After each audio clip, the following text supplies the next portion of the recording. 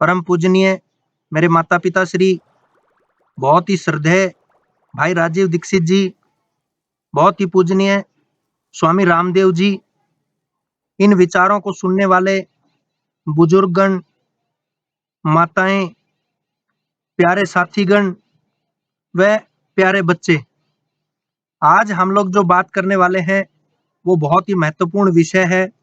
इस पूरे संसार के लिए है। ऐसा नहीं है केवल एक गांव के लिए है या केवल एक शहर के लिए है या हम लोग बात करें तो हिंदुस्तान के लिए है, अपितु ये तो जो विषय है वो पूरे संसार के लिए है। तो आज हम बात करने वाले हैं स्वास्थ्य के विषय पे। स्वस्थ किस तरह से रहा जा सकता है, क्योंकि आज के दिन यदि संसार में बात करें तो लोगों को तीन ही तरह के दुख हैं। या तो किसी को दैविक दुख है, या किसी को भौतिक दुख है, और जो सबसे बड़ा दुख है वो है दैहिक दुख। सबसे पहले बात करते हैं दैविक दुख के बारे में। दैविक दुख जो है कि मालिक दुख दे दे, अचानक से ओलावृष्टि हो जाए, अचानक से बिजली गिर जाए कहीं, तो वो दैविक दुख हो गया। मालिक ने जो दुख दिए, भगवान ने, परमपिता परमेश्वर ने जो दुख दिए। लेकिन जो दूसरे दुख हैं, भौतिक दुख, वो भी कुछ मालिक से ही जुड़े हुए हैं या कुछ हमारी गलतियां समझ लीजिए उससे जुड़े हैं कि अचानक से हम गरीब हो जाए, अचानक से कोई और किसी तरह की प्रॉब्लम हो जाए, कोई दिक्कत हो जाए। तो कहने का मतलब क्या है, ये दोनों दुख है, इनसे तो फिर भी किसी तरह बचा जा सकता है। लेकिन आज के दिन जो सबसे बड़ी दिक्कत आ रही है, वो जो दुख है, उस दुख को हम लोग जबरदस्ती लेके आ रहे हैं, क्योंकि वो तो मालिक से जुड़े हुए हैं, लेकिन उस दुख को हम एक तरह से कहें तो जानबूझकर लेके आ रहे हैं। और वो दुख है दैहिक दुख, यानी कि शारीरिक दुख, शरीर का दुख। और शरीर का दुख लाने में पिछले कुछ समय में शायद हम बुजुर्गों को नकारते हुए उनसे कुछ ज्यादा ही हम लोग समझदार समझने लग गए हैं अपने आप को, इसीलिए इन बीमारियों से ग्रसित हो गए हैं। तो आज के दिन जो सबसे बड़ा विषय है वो है स्वास्थ्य का, उसमें हमारे शरीर का। तो शरीर की जो दिक्कतें हैं उनको किस तरह से ठीक किया जा सकता है, किस तरह से हम लोग एक चिकित्सक के पास ना जाकर अपने घर पे रहकर ही उसको ठीक कर सकते हैं, उसके बारे में मैं आज आपको बताने वाला हूँ। तो उसमें जो सबसे पहला जो टॉपिक हमारा वो है दिनचर्या। कि सब कुछ दिनचर्या से शुरू होता है। दिनचर्या यदि हमारी ठीक है तो इसका मतलब शरीर में कोई दुख नहीं आने वाला है। यदि दिनचर्या ही ठीक नहीं है तो शरीर में 101% दुख आएंगे ही आएंगे। अब दिनचर्या कहाँ से शुरू करें, उसमें सबसे पहले अगर बात कर लें तो आज के दिन जो 100% बीमारियां हैं, क्योंकि पहले तो होती नहीं थी, फिर 20% बढ़ी, फिर 40 हुई, फिर 60 हुई, फिर 80, और आज तो पूरी 100% है। इसका मतलब कि कहीं ना कहीं कोई ना कोई व्यक्ति जरूर बीमार है। अब वो जो शारीरिक बीमारियां हैं उसको ठीक करने में आज से कम 3000 वर्ष पूर्व, जबकि उससे पहले भी बहुत से ऐसे महर्षि ऋषि हुए जिन्होंने स्वास्थ्य पे ध्यान दिया, स्वास्थ्य के बारे में बहुत अच्छी बातें बताई। जैसे सुश्रुत ऋषि हुए, जैसे और भी हमारे पास ऋषि थे, और एक बहुत ही जो विद्वान ऋषि थे, जैसे सुश्रुत थे, जैसे चरक थे। तो इसी तरह एक महान विद्वान ऋषि हुए जो उनके चेले थे, और वो थे महर्षि वाग्भट जी।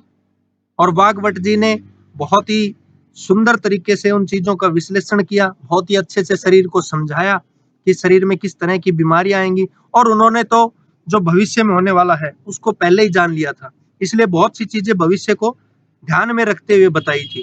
राजीव दीक्षित जी ने इस काम को बहुत अच्छे से पहुंचाया, और उसके बाद अब स्वामी रामदेव जी जो लगातार इस काम में लगे हुए हैं, लोगों को योग करवा रहे हैं, लोगों को घरेलू चिकित्सा के बारे में बता रहे हैं।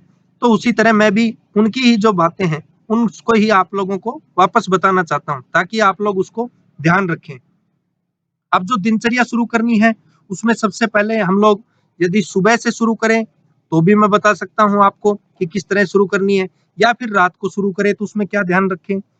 हम सुबह से शुरू करते हैं उसको, कि सबसे पहले जब हम लोग सुबह उठें तो उठने के तुरंत बाद जो हमारा पहला जो काम होगा वो होना चाहिए कि हमें पानी घूंट भर भर के पीना है।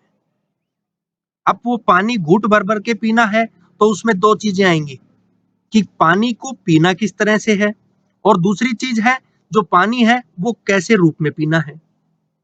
इससे मतलब है कि गुनगुना पानी पीना है या फिर ठंडा पानी पीना है।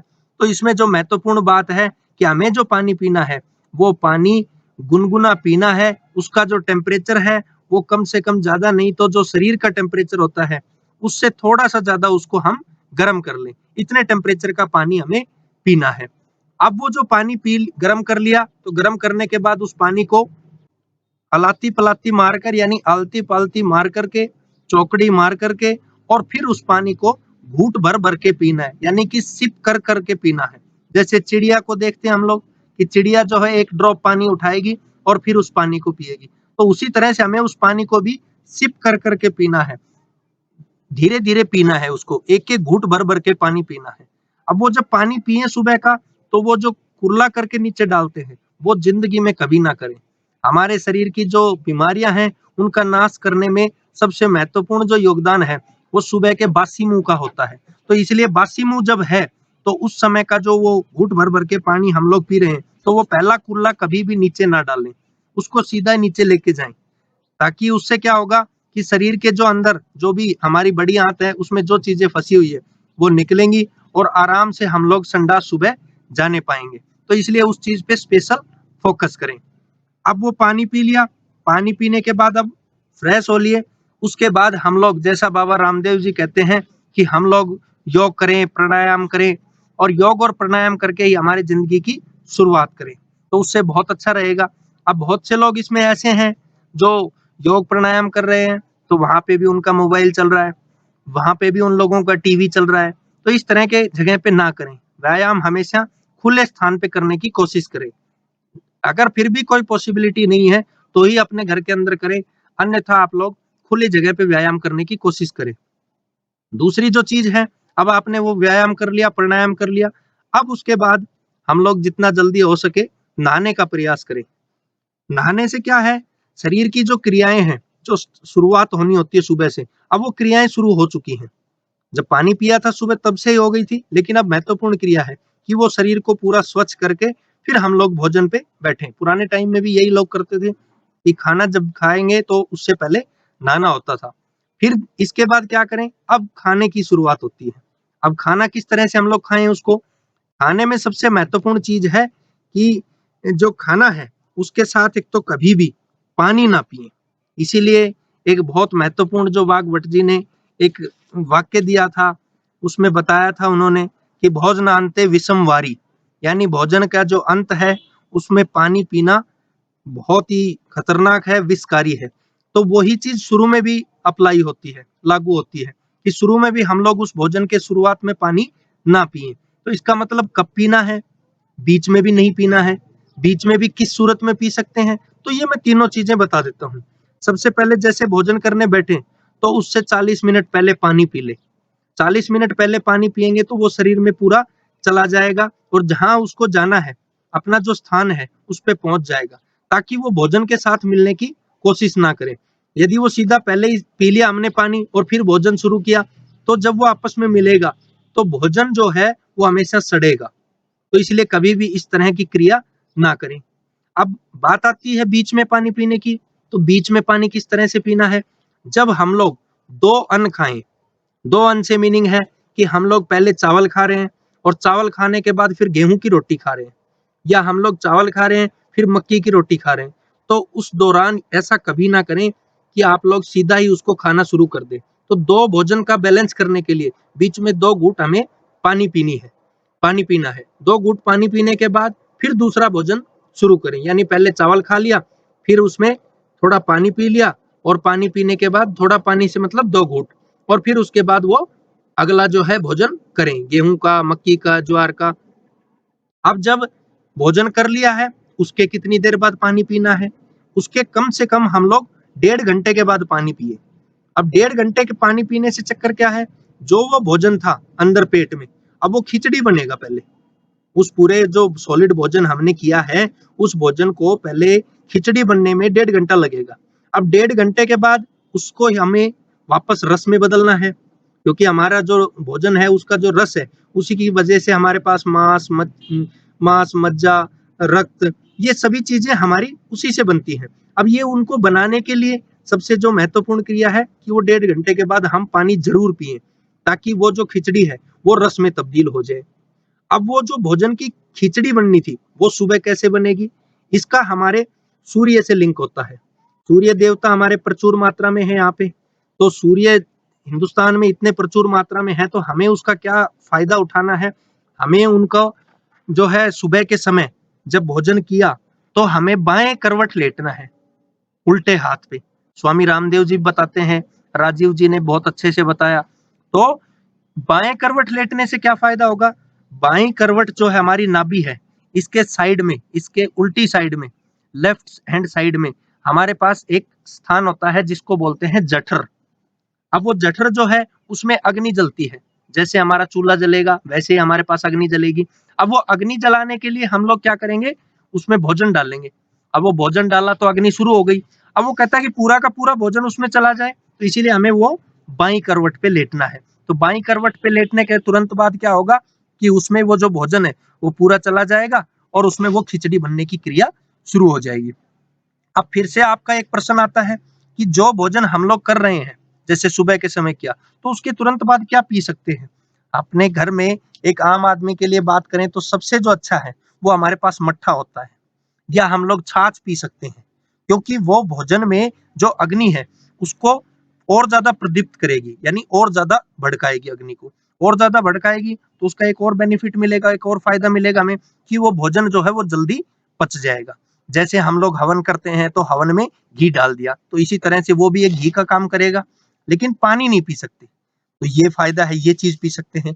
या थोड़े ठीक हैं, कोई लोग इम्प्रूव्ड लोग हैं फाइनेंशियली थोड़ा सा, तो वो लोग क्या कर सकते हैं? गन्ने का रस पी सकते हैं, या फिर वो किसी और चीज का रस पी सकते हैं।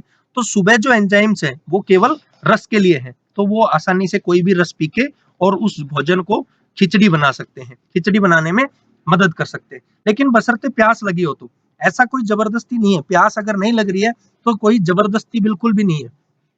अब हमने खा लिया, ये भोजन खा लिया। अब सुबह जो भोजन खाया तो वो हमें भरपेट ही खाना है। लोग क्या करते हैं? वो कहते हैं कि हम लोग जो है भोजन नहीं, ब्रेकफास्ट कर रहे हैं। अब सुबह ब्रेकफास्ट नहीं है, सुबह तो हमेशा हमें जो खाना है भोजन वो हमें सॉलिड ही खाना है। सॉलिड से मतलब भरपेट खाना है, अच्छे से खाना है। कोई मीठा खाना है तो भी हम सुबह खाएं, बर्फी खानी है, लड्डू खाने हैं, तो भोजन हमेशा जो हार्ड है वो सुबह ही खाएं। अब सुबह ही सबसे ज्यादा भोजन क्यों खाएं? क्योंकि सुबह सबसे ज्यादा अग्नि प्रदीप्त होती है, तो इसलिए वो भोजन हमेशा हार्ड सुबह ही खाएं। अब दोपहर का भोजन जो है उसमें क्या ध्यान रखना है हमें? दोपहर का जब भोजन करें तो उसमें जो सुबह का भोजन किया है उस भोजन से हम लोग 1/3 कम करके खाएं। जैसे सुबह हमने मान लो 3 रोटियां खाई हैं, तो दोपहर को हम लोग केवल 2 ही रोटी खाएं। और दोपहर में भी हम लोग जो बाई करवट लेट सकते हैं, लेकिन जब बाई करवट लेट जाएं तो अगर नींद आती है मान लीजिए दोपहर के समय, तो कुछ देर झपकी ले लेनी चाहिए। जो ज्यादा से ज्यादा हम लोग 40 मिनट ले सकते हैं और कम से कम वो 20 मिनट की रह सकती है। इससे ज्यादा सोना भी वर्जित है, तो वो भोजन भी पच जाएगा। अब दोपहर के लिए क्या एंजाइम बने हैं? दोपहर में भी वही चीजें लागू होती हैं कि पानी भोजन से पहले नहीं पीना है तुरंत, और पानी भोजन के तुरंत बाद भी नहीं पीना है। तो वही 40 मिनट का 1.5 घंटे का गैप रखना है। लेकिन दोपहर में क्या पी सकते हैं? दोपहर में जो एंजाइम है वो सबसे बेस्ट होते हैं हमारे पास लस्सी के, छाछ के। लस्सी और छाछ एक ही है, उसमें हम लोग सेंधा नमक डाल सकते हैं, और उसमें एक और बेनिफिट हो सकता है हमारा, यदि उसमें जीरा डाल दें हम लोग, उसमें यदि अजवाइन डाल दें, क्योंकि अजवाइन पेट में जो गैस बनती है उसको बिल्कुल हटा देगी, तो इसलिए थोड़ी सी उसमें हम लोग भून के अजवाइन डाल सकते हैं, तो वो बहुत अच्छा रहेगा। अब फिर से उसके बाद बात आती है शाम की, क्योंकि शाम को तो आप लोगों की चाय होती है, तो चाय नहीं पीनी है, हमें चाय की जगह भोजन करना है। यानी कि सूर्य जब अस्त होने वाले होते हैं तो उस समय आपको भोजन कर लेना है। अब उससे क्या होगा? उस समय अग्नि फिर से एक बार तेज भड़केगी वहां पे पेट में, जठर में, इसीलिए उस स्थान को जठर अग्नि बोलते हैं। तो वो जो अग्नि तेज भड़केगी उस अग्नि का भी फिर से हमें फायदा उठाना है, क्योंकि उस समय यदि भोजन कर लेंगे तो वो पूरा भोजन कंप्लीट पच जाएगा। लेकिन एक चीज का फिर से ध्यान रखना है, अब और रोटियां कम कर देनी है। जैसे सुबह हमने 3 खाई थी, दोपहर में 2, तो शाम को केवल 1 ही रोटी खानी है। लेकिन कभी भी लेटना नहीं है। यदि जो लोग वहां से घूमने नहीं जा सकते हैं अपने घर से कहीं से इधर उधर, तो उनके लिए तो सबसे बेस्ट है कि वज्रासन में बैठ जाएं। स्वामी रामदेव जी भी बताते हैं कि वज्रासन में बैठें। जो लोग घूमने जा सकते हैं वो कम से कम 1000 कदम तो जरूर चलें। शादी ब्याह में जाते हैं तो वहां का भोजन ना करें तो बहुत अच्छा है, लेकिन फिर भी कर रहे हैं तो कम भोजन करें, और मीठा तो बिल्कुल भी रात को ना खाएं। हम तो यहाँ 10-10 रसगुल्ले खा जाते हैं, 11-11 रसगुल्ले खा जाते हैं, तो इस तरह की क्रियाएं ना करें, क्योंकि उसको पचने में बहुत समय लगता है। एक रसगुल्ला रात को खा लिया, एक गुलाब जामुन रात को खा लिया, तो उसको पचने में 1 किलोमीटर आपको जाना पड़ेगा। अब हम तो घूमते ही नहीं है, तो ये सबसे बड़ी दिक्कतें आती हैं। तो इस तरह की क्रियाएं ना करें। अब रात जो हो गई है, यानी कि आप लोग सोने जा रहे हैं, तो सोने से कम 10-15 मिनट पहले आप लोग दूध पी लें। अब वो दूध पीना क्यों जरूरी है? क्योंकि भोजन आपने खाया, तो भोजन खाने के कम से कम 1.5 घंटे के बाद आप लोग दूध पीने की कोशिश करें, ताकि वो थोड़ा खिचड़ी के रूप में आ जाए। अब उस खिचड़ी को रस कौन बनाएगा? दूध बनाएगा, क्योंकि रात के जो एंजाइम्स है वो केवल दूध के लिए ही है। तो इसलिए रात को आप लोग हमेशा दूध पिए, और उस दूध को पीने के बाद फिर अपने 15-20 मिनट के बाद सोने जाएं, ताकि वो बहुत ही अच्छा रहेगा। अब सुबह फिर से ब्रह्म मुहूर्त में उठना है। ब्रह्म मुहूर्त किसको बोलेंगे हम लोग? कि जब सुबह सूर्य देवता उदय नहीं हुए हैं, तो उससे पहले ही हम लोग उठने की कोशिश करें। अब उससे पहले जब उठने की कोशिश करेंगे हम लोग, तो उसमें आपका फिर से बेनिफिट होगा, शरीर में शारीरिक क्रियाएं अच्छी रहेंगी। रात को जल्दी सोना है, बच्चों को भी जल्दी सुलाना है, तो वो सुबह फिर आराम से उठेंगे। उनके जो आंखें हैं नींद नहीं रहेगी, बड़े हैं उनके भी आंखों में नींद नहीं रहेगी, तो वो बहुत अच्छा रहेगा शरीर के लिए। अब जो बाकी चीजें इसमें ध्यान रखनी है कि भोजन जैसे बनाया, तो भोजन को बनाने के बाद बहुत से लोग क्या करते हैं, उसको फ्रिज में रख देते हैं, या भोजन बना रहे हैं तो माइक्रोवेव ओवन में बना रहे हैं, या प्रेशर कुकर में बना रहे हैं। इनके बारे में डिटेल में मैं अलग से लेक्चर बनाऊंगा। तो या फिर एल्यूमिनियम के बर्तनों में है, तो इनका कृपया करके बिल्कुल भी प्रयोग ना करें। ये हमारे शरीर के लिए हमेशा हार्मफुल ही है। फ्रिज का खाना मान लीजिए आपने फ्रिज में रख दिया, तो कभी भी उसको वापस गर्म तो जिंदगी में नहीं करना है। लोग तो दाल को वापस गर्म करते हैं, वो तो अत्यंत जहरीली हो जाती है। तो जिंदगी में ऐसा ना करें। तो हमेशा क्या ध्यान रखें कि जो भी आपने चीज उसमें रखी है, दूध रखा है, जो भी रखा है, वो कम से कम 40 मिनट रख दें, और उसके बाद उसका जैसा रूप है उसी को प्रयोग करें। सीधा कभी भी प्रयोग ना करें। और इसमें क्या ध्यान रख सकते हैं, खाने में कभी भी रिफाइंड तेल का इस्तेमाल ना करें, क्योंकि रिफाइंड तेल जो होता है उसमें से जो नेचुरल चिकनाई होती है, जो भी तेल होता है, जो भी हमारे पास ऑयल होता है, उस तेल की नेचुरल जो चिकनाई है वो निकाल लेते हैं, इसीलिए उसको रिफाइंड बोला जाता है। और आज के दिन तो बाजारों में ट्रिपल रिफाइंड तक तेल बिक रहे हैं, तो इस तरह का ऊपर आप लोग जरूर ध्यान रखें हैं। तो हम लोग जो बात कर रहे थे कि तेल की, तो तेल जो है वो अपने जो इलाके में होता है वही सीधा खाएं। कच्ची घानी का तेल खाएं, वो सबसे अच्छा रहता है, उससे अच्छा कुछ भी नहीं है। इसके अलावा हम लोग क्या क्या ध्यान रख सकते हैं, खाने में जब भी नमक का प्रयोग करें तो वो हमेशा सेंधे नमक का ही प्रयोग करें, ढेले वाले नमक का ही प्रयोग करें। ये आयोडीन युक्त नमक जो बिक रहे हैं मार्केट में, इनका कभी प्रयोग ना करें, क्योंकि ये आयोडीन नहीं है। ये तो भगवान ने, मालिक ने, खुदा ने, अल्लाह ने नेचुरली दिया हुआ है नमक में। ये कोई कंपनी वाले नहीं डालते हैं उसमें आयोडीन, तो इसलिए ऐसा जिंदगी में ना करें। तो हमेशा सेंधा नमक का ही प्रयोग करें, और अपना जो नमक है वो देसी का ही प्रयोग करें। देसी से मीनिंग ढेले वाले नमक का ही प्रयोग करें। चीनी की जगह, चीनी का जीवन में कभी उपयोग ना करें। चीनी की जगह आप लोग गुड़ ले सकते हैं, शक्कर ले सकते हैं, या धागे वाली मिश्री का उपयोग कर सकते हैं, लेकिन चीनी किसी भी रूप में ना लें। सबसे बेस्ट है दही जो है, उसके जो भी जीवाणु होते हैं जो हमारे शरीर के काम आते हैं, तो उन जीवाणुओं के बढ़ाने के लिए, तुरंत संख्या बढ़ाने के लिए आप लोग उसमें मीठे का प्रयोग करें। और मीठा जब डालें तो उसमें शक्कर डालें, या गुड़ डालें, या फिर मिश्री डालें, तो यही फायदा रहेगा। जिंदगी में कोई भी नशा ना करें। नशा केवल शराब का ही नहीं होता, चाय का भी नशा है, मांसाहार का भी नशा है, मैदा का भी नशा होता है, ये बेकरी के जो उत्पाद है उनका भी नशा होता है। तो इनका जीवन में कभी भी प्रयोग ना करें। और जब रात को हमने भोजन के बाद दूध पिया है, तो दूध पीने के बाद हमेशा कुल्ला करके दांतों को अच्छे से साफ करें। कोशिश करें घर में कोई मंजन रखें, उस मंजन से साफ करें, टूथपेस्ट से साफ ना करें। या फिर दूसरा, हल्दी ले लें थोड़ी सी, उस हल्दी में थोड़ा सा जो हमारा तेल है सरसों का वो थोड़ा डाल लें, उसमें थोड़ा सेंधा नमक डाल लें, उससे अपने दांतों को साफ करें। सुबह एकदम मुंह फ्रेश रहेगा, और जो सुबह पानी पिएंगे बिना कुल्ला किए हुए, तो उसमें भी बहुत ही आनंद आएगा। और जो लास्ट है कि सोने के समय सिर जो हमेशा है, जो जो शादीशुदा लोग नहीं है, वो हमेशा पूर्व दिशा में करके सर सोएं, और जो शादीशुदा लोग हैं वो हमेशा अपने सर को दक्षिण दिशा में करके सोएं। इसके अलावा दोनों जो दिशाएं हैं, उत्तर दिशा तो बिल्कुल ही वर्जित है, और पश्चिम दिशा जो है वो कॉमन होती है, न्यूट्रल होती है, तो उसमें सो सकते हैं, लेकिन फिर भी मैं यही कहूंगा कि सोने की कोशिश ना करें। तो इसलिए हमेशा ध्यान रखें जीवन में कि सर जो है, जो जिन शादीशुदा जीवन जिनका नहीं है, वो पूर्व दिशा में ही करके सोएं, और जिनकी शादी हो चुकी है वो लोग दक्षिण में करके ही सोएं। तो ये था हमारा दिनचर्या कि किस तरह से दिनचर्या रख के अपने शरीर को बचा सकते हैं बीमारियों से। चिकित्सक के पास बिल्कुल भी जाने की आवश्यकता नहीं पड़ेगी, क्योंकि इससे इम्यूनिटी पावर भी बढ़ जाएगी, और ये कोरोना जैसी बीमारियां हैं, ये जीवन में बिल्कुल भी नहीं आएंगी, खत्म हो जाएंगी, नजदीक आएंगी तो भी अपने आप खत्म हो जाएंगी। तो यही इनका फायदा है, शरीर वैसा बन जाएगा जैसा आयुर्वेद कहता है, जहर को जहर ही मारता है। तो कोरोना जो है उससे हमारा शरीर जो है इतनी इम्यूनिटी पावर बढ़ा चुका होगा इन चीजों का प्रयोग करके, कि आसानी से कोरोना को हम खत्म कर सकते हैं। तो यही था हमारा आज का लेक्चर दिनचर्या के ऊपर।